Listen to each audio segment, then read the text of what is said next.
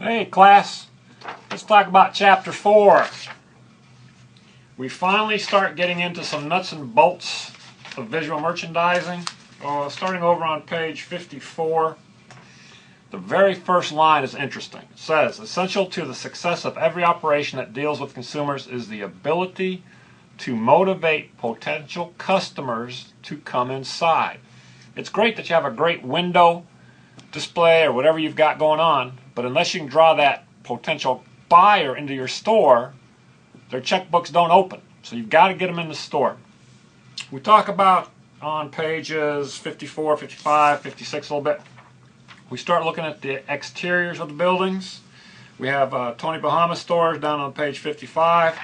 And then over on page 57, you'll see in figure 4-3 the multi-level glass facade.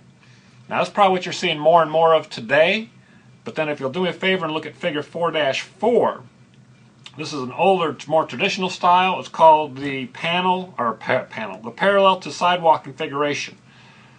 Look at that and you'll see all the windows line the street. Now, having said that, this is where most companies are going to put their dollars into.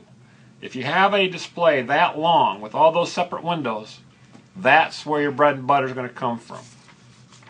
Over on pages 58 and 59, we start talking about different types of windows, the open back window, the islands.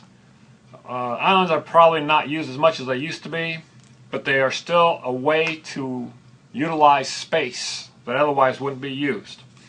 Figure 4-6 down there on the bottom of page 59, it's called the windowless window.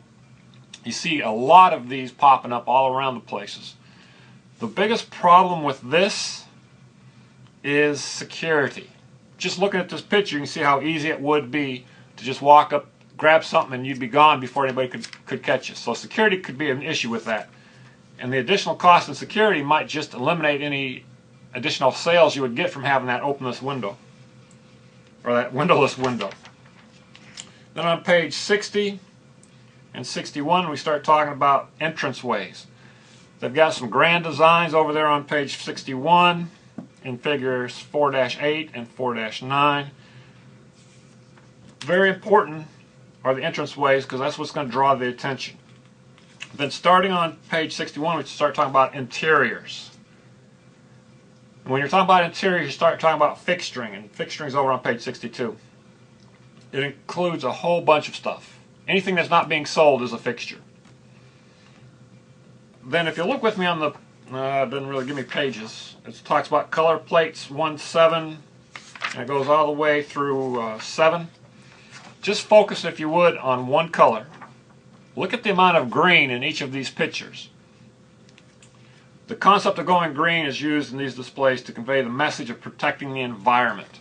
Now, is that really important? Does the general society care about the environment? But just take a look at that. Look at the amount of green in each one of these, especially on, where's the current one? Color plate number 8. Look at the amount of green. Now, is that going to tell you that the customer is going green or not? Over on page 63, we start talking about wall cases, island display cases. 64, we have the shadow boxes. And you'll see a shadow box, or not a shadow box, you'll see the open cases up there in figure 4-12 on page 64. And then finally on page 65, we finally get to the complete layout. If you're wanting your store to have that individualized visual display type thing, it's always better to use the architectural approach.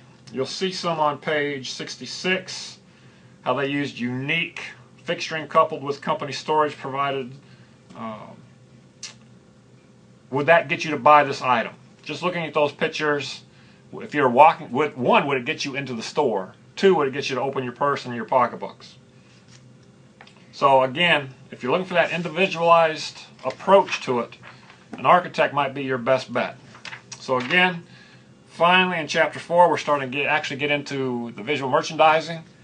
And it's a good chapter, so I hope you enjoy it, and I think we have a test this week, don't we? But I will see you later.